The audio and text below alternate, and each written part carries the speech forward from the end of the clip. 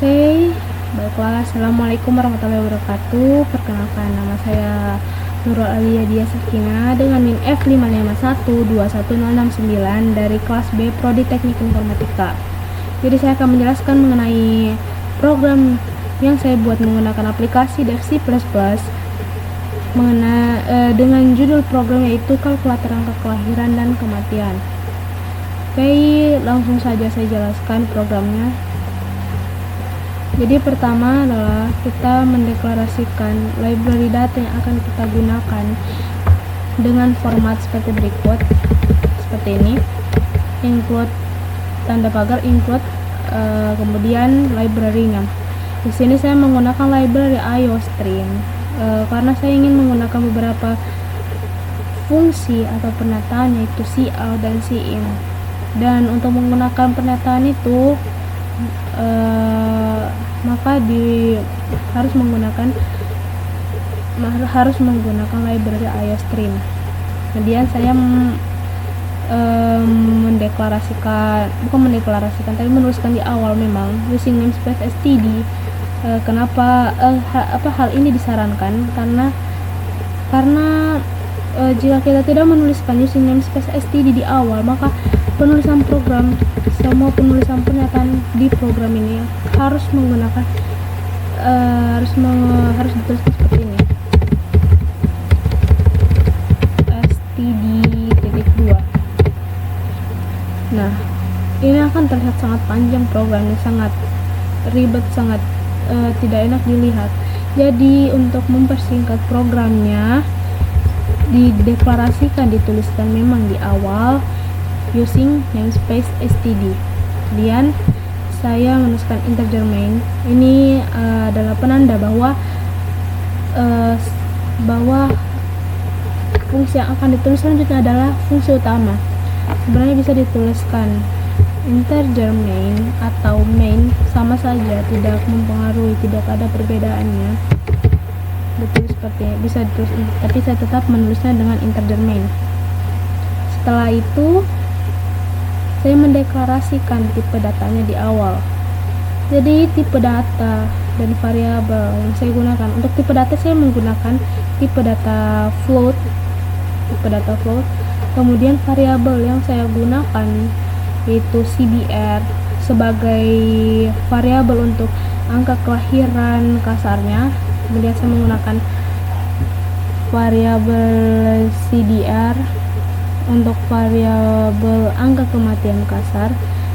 Kemudian saya menggunakan variabel b untuk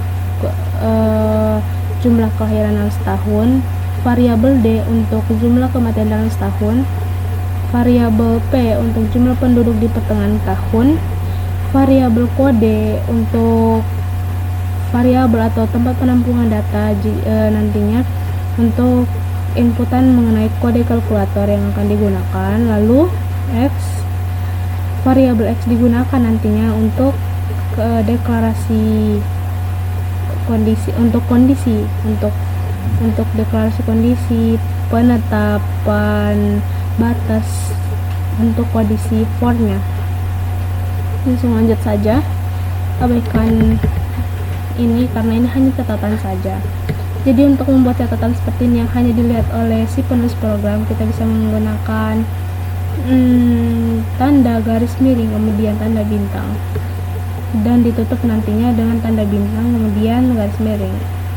Penulisan catatan seperti ini untuk penulisan catatan yang memiliki beberapa baris, tidak hanya satu baris. Sedangkan penulisan catatan seperti di atas ini, yaitu garis miring hanya untuk satu baris saja. Lanjut saja ke programnya. Kemudian saya ingin di konsolnya, di outputnya keluar pertama-tama adalah judul dari program ini, yaitu kalkulator angka kelahiran dan kematian.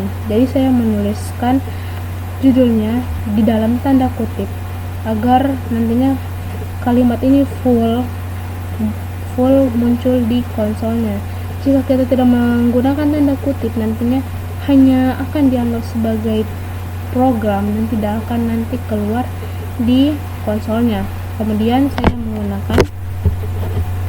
menggunakan inline Untuk inline ini fungsinya untuk mengakhiri baris dan membuat baris baru. Kalau misalnya kita mengetik, fungsinya itu sama seperti enter.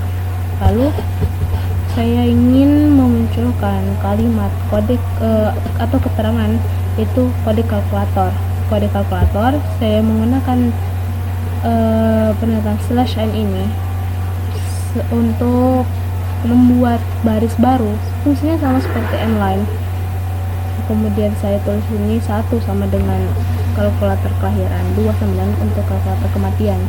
Setelah itu saya menggunakan mengeluarkan kalimat, yaitu masukkan kode kalkulator.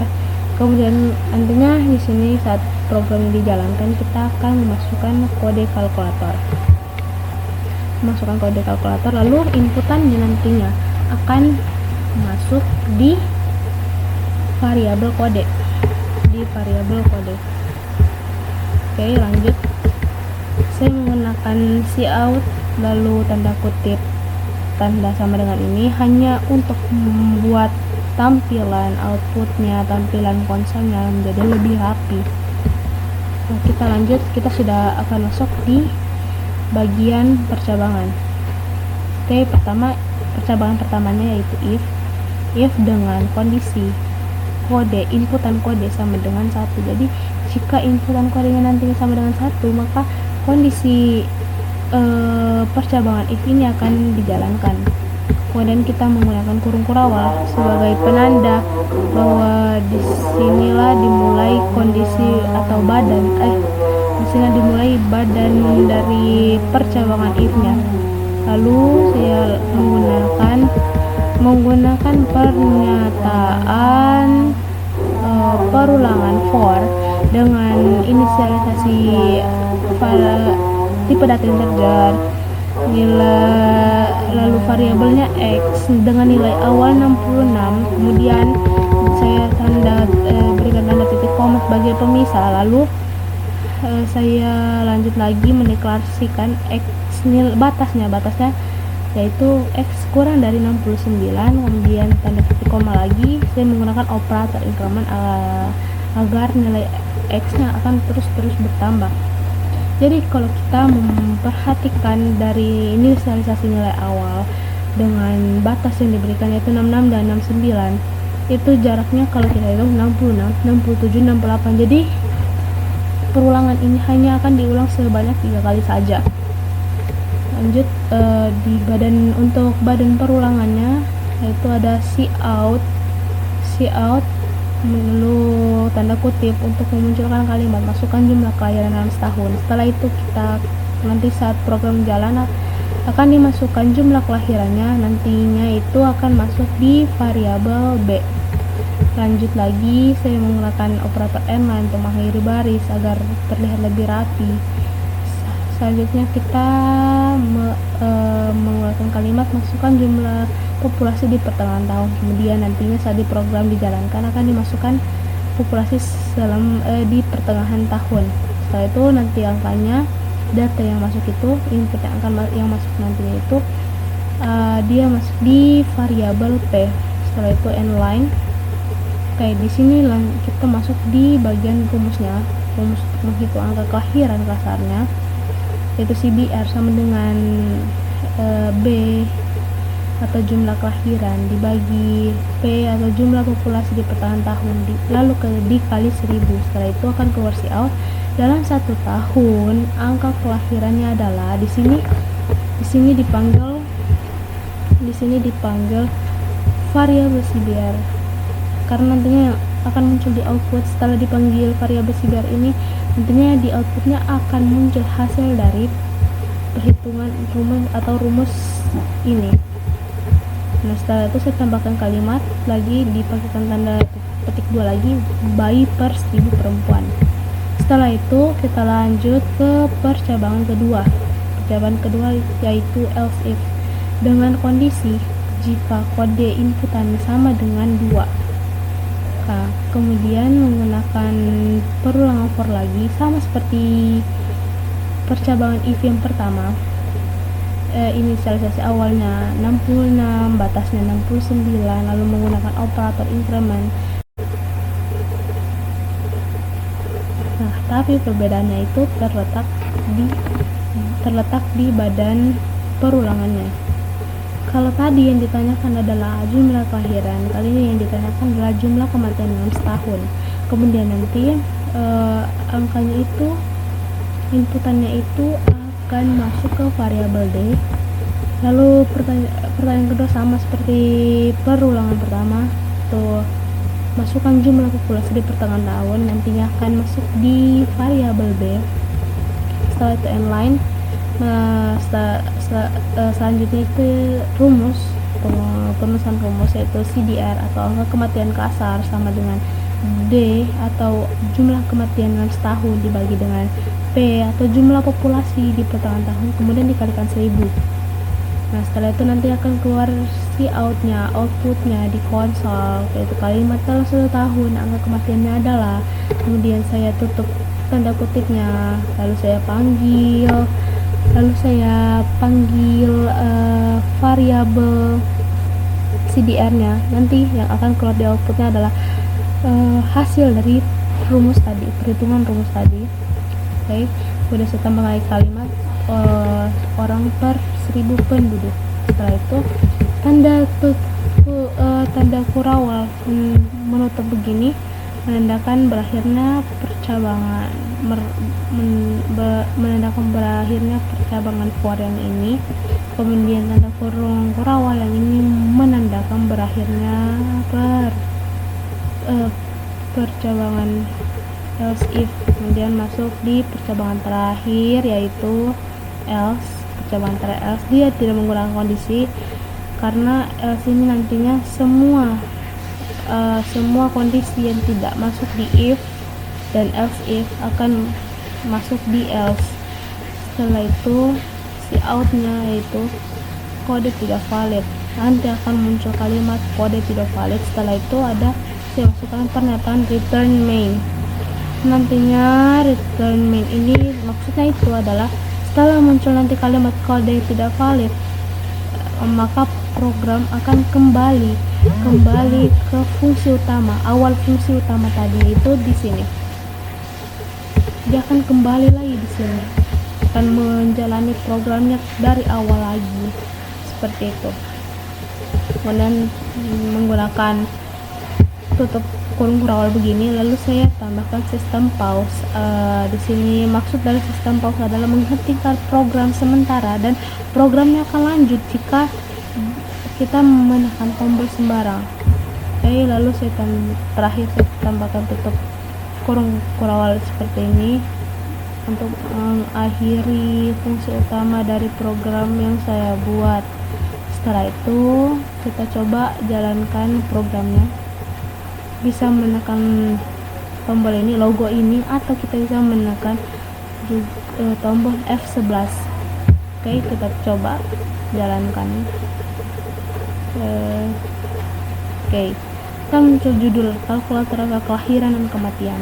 Lalu akan muncul keterangan kode kalkulator 1 untuk kelahiran, 2 untuk kematian. Lalu kita masukkan kode kalkulator, misalnya kita untuk kelahiran saja 1. Nah, nanti diminta masukkan jumlah kelahiran, saya 12. Terus dimasukkan jumlah populasi di pertengahan tahun, anggaplah 200. Dan akan keluar hasil seperti ini. Dalam 1 tahun angka kelahirannya adalah 60 bayi per 1000 perempuan. Lalu pertanyaan itu akan diulang lagi sebanyak 3 kali intinya. Oke, kita coba lagi, masukkan saja angka 15 untuk kelahirannya, angka 300 untuk jumlah populasi, dan akan keluar lagi out atau pernyataan dalam 1 tahun angka kelahirannya adalah 50 bayi per 1000 perempuan. Kemudian kita coba lagi masukkan angka 60 misalnya per populasi 600. Kemudian akan dibilang dalam 1 tahun angka kelahirannya adalah 100 bayi per 1000 perempuan. Oke, lalu nanti di sini muncul kalimat press any key to continue. Ini yang saya maksud dari pernyataan sistem pause. Nanti ditekan tombol sebarang, baru dia akan lanjut ke selanjutnya, yaitu mengakhiri programnya. Oke. Tadi itu contoh untuk kode. Jika kode yang kita inputkan adalah 1. Untuk misalnya kalau kita masukkan kode 2, dia akan sama seperti ini, tapi tadi dia hanya diganti di bagian jumlah kematiannya saja. Oke, kalau misalnya kita coba kita memasukkan kode selain 1 dan 2, misalnya kita masukkan angka 3, maka akan muncul seperti ini, kode tidak valid. Nah, tulisan kode tidak valid, kemudian akan diulang lagi fungsi utamanya, yaitu kalkulator kelahiran kematian. Apa yang bisa ditulis, lalu kemudian masukkan angka yang seharusnya 1 atau 2, seperti itu seterusnya, seperti yang saya contohkan pertama. Oke, sekian dari saya. Apabila ada kesalahan mohon dimaafkan. Apabila penjelasan saya masih kurang berkenan, kurang jelas, mohon dimaklumi. Bila taufiq wal hidayah. Wassalamualaikum warahmatullahi wabarakatuh.